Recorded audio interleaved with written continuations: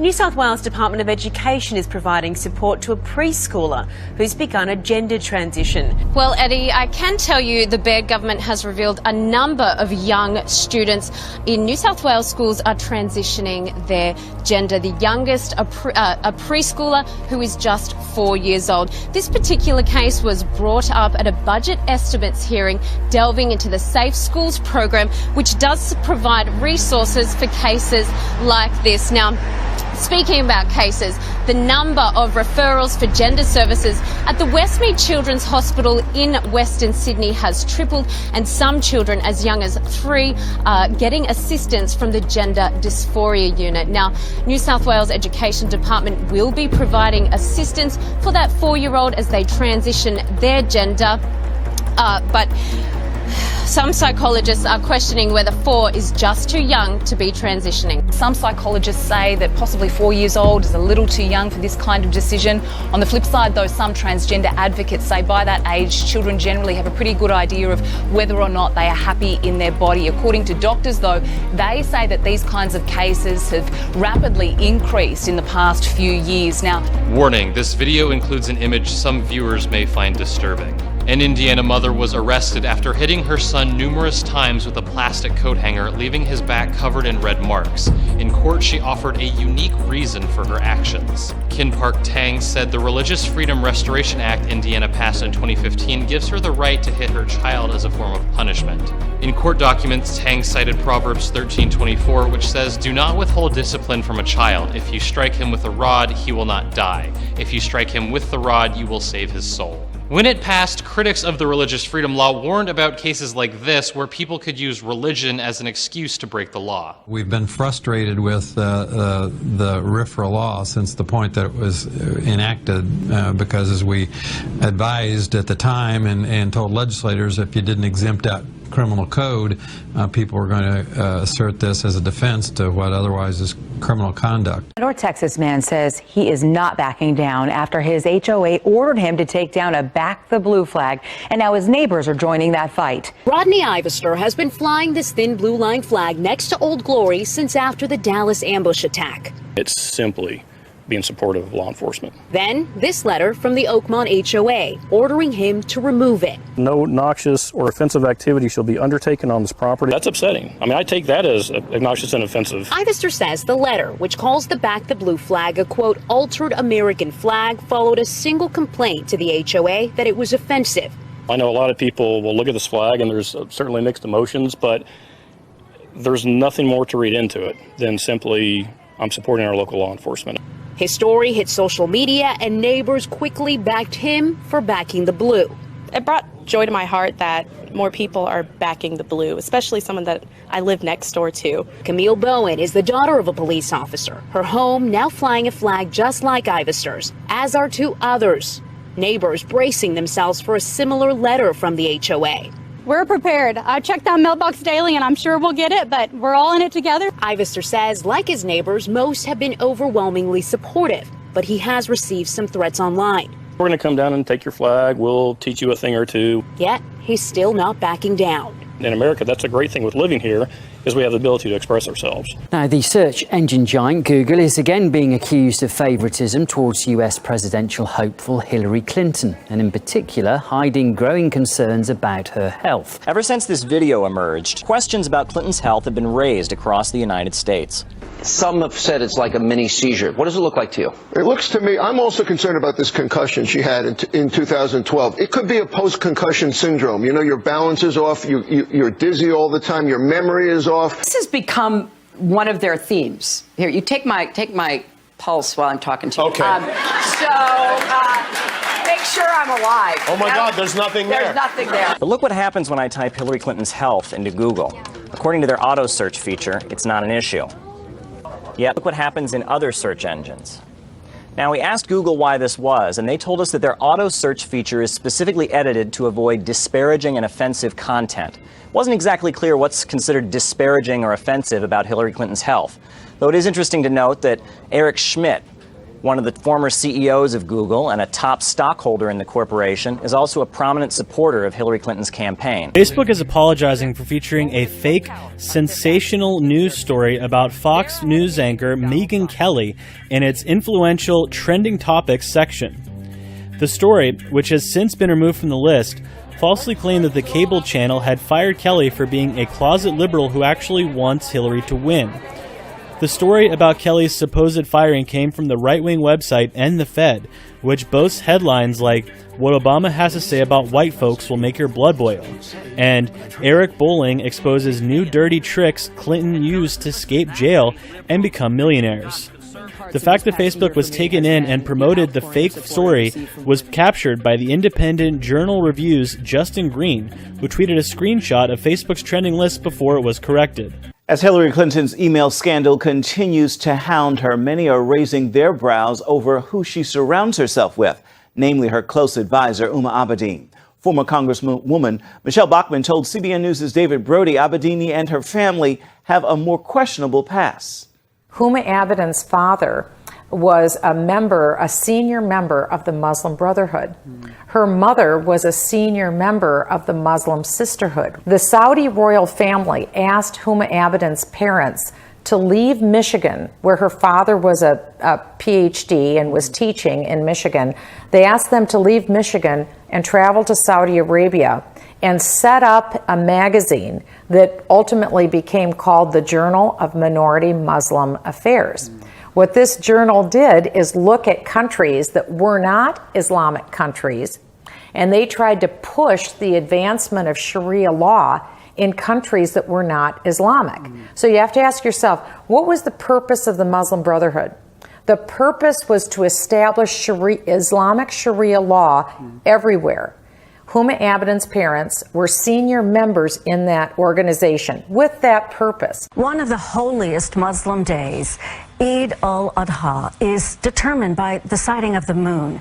And this year it could fall on 9/11, a day that will forever be remembered by all Americans. CBS 2's Fatima Rahmatullah tells us how this brought some mixed emotions for some. American Muslims preparing for the possibility that their holiest holiday, Eid al-Adha, could fall on September 11th. This year, that day also happens to mark 15 years since the deadly attack on New York City and the Pentagon. It's mixed feeling, joy with a sadness. Joy, because of the Eid and the holiday and stuff like that, but in the same time, it's a sadness. It's a very sad event. The director of the Muslim Public Affairs Council NY chapter, Dalia Mahmood, fears the coincidence could provoke a backlash on the Muslim community. It will be important for us to just continue to be cognizant and cautious in the environment that we're in.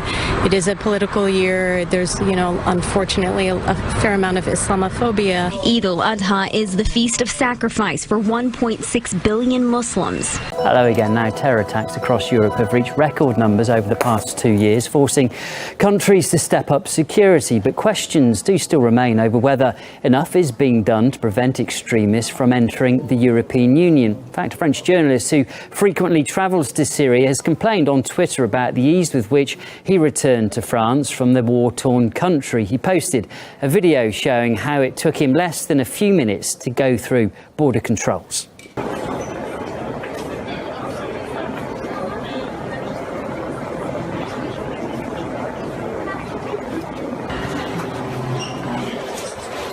Veuillez placer sur le capteur un des doigts clignotants en vert à l'écran.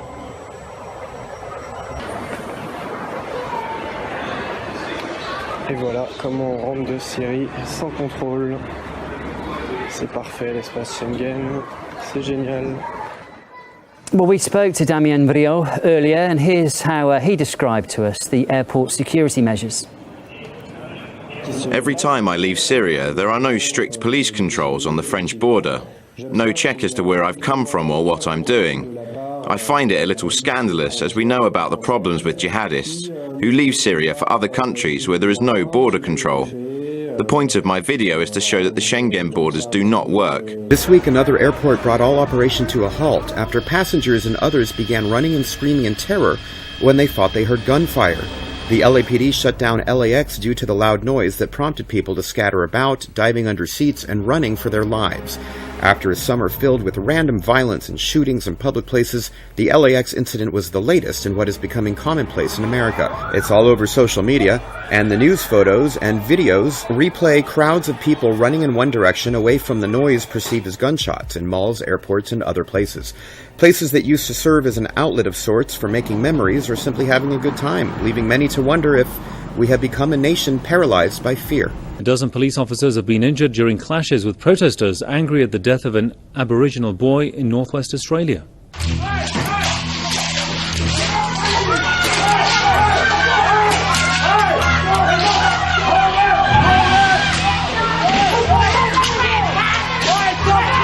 Hundreds of protesters pelted the courthouse building in the city of Kalgoorlie, smashing windows and damaging cars. The courthouse was placed in lockdown and its staff were evacuated. They also threw rocks and bottles at police officers present at the site. According to local media, a 55-year-old man was due to appear at the court over murder charges relating to a 14-year-old Aboriginal boy. Several people were also arrested while trying to force their way into the courthouse. And one person has been killed in fresh clashes between protesters and government forces in Indian-controlled Kashmir.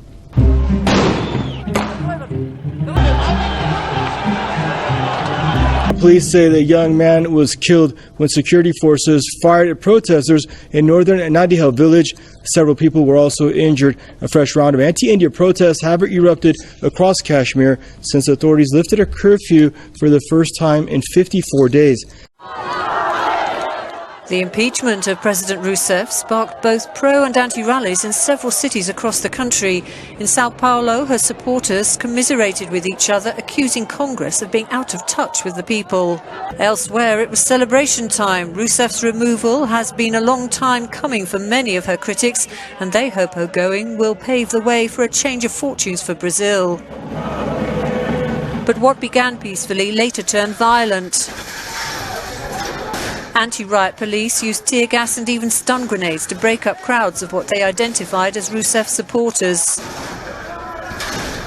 Witnesses say the violence began when demonstrators were prevented from gathering outside the offices of a major newspaper. Some Rousseff supporters accused the media of backing the ousted president's right-wing opponents. There are many of the components of any normal community: a school, a sports stadium, and even a police station. But this is no ordinary town. Lithuanian authorities have constructed it as a training centre to allow the country's troops and NATO allies to practice urban warfare.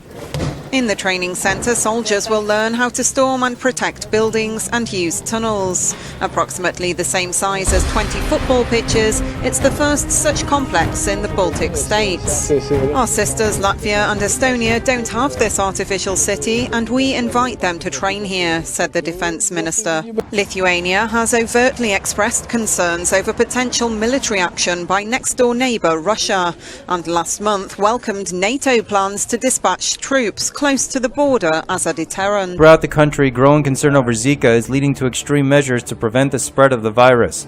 In areas prone to heavy mosquito populations, local officials have been working to not only drain standing water, but also spray heavy amounts of insecticide. This created a problem recently in South Carolina, where 4 travel-caused cases of Zika were reported around Charleston. Officials decided to spray the Charleston area with mosquito-killing spray, but failed to warn local bee farms. As a result, at least local bee farms lost over 1 million bees as a result of the deadly spray. This was the first time Charleston officials had sprayed insecticides from the air, and had failed to notify the farm.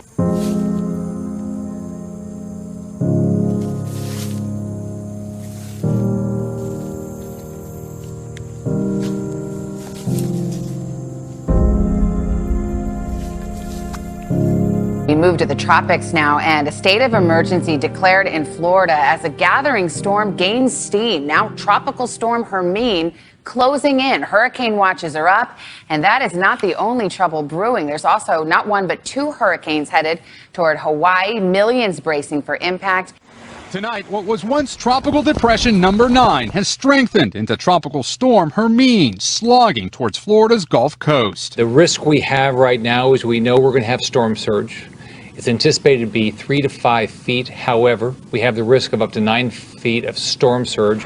The system threatening to dump up to 15 inches of rain in parts of the Sunshine State. 42 counties now under a state of emergency. In some places, travel already treacherous. A driver rescued after this car was swept off the road. Nearly 11 years since Florida's last hurricane.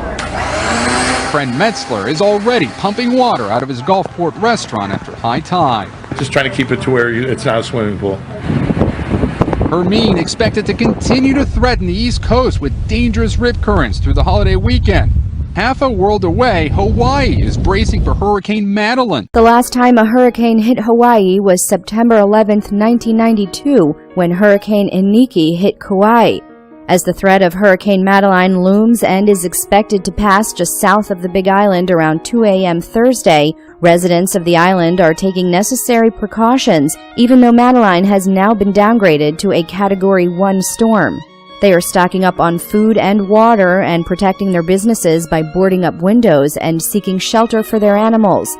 Residents are hopeful that their homes will remain intact. However, Chevy Chevalier, a meteorologist with the Weather Service, said, "If they're not prepared now, they should get prepared fast," referring to taking necessary precautions that would ensure personal safety. Heavy rain and strong winds from Typhoon Lionrock lashed towns in Japan on Wednesday, killing at least 11 people, most of them elderly residents at a nursing home. The indirect effects of the megastorm also affected Korea's eastern Dokdo and Ulleungdo Islands, dumping a record amount of rain on those islands. Lionrock is the fourth typhoon this season to make landfall in Japan and the first to hit the northeast from the Pacific Ocean since records began in 1951.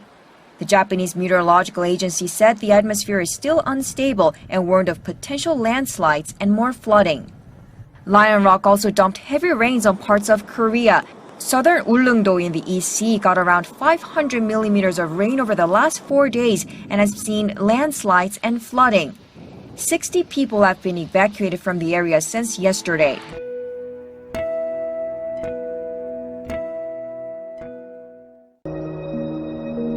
On September 1st, sky watchers in parts of Africa will see the moon pass directly in front of the sun, creating an annular solar eclipse.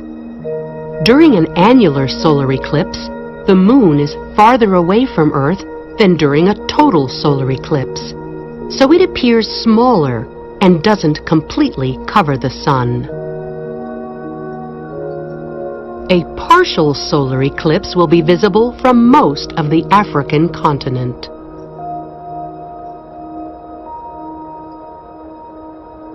The night sky is always a celestial showcase. Explore its wonders from your own backyard.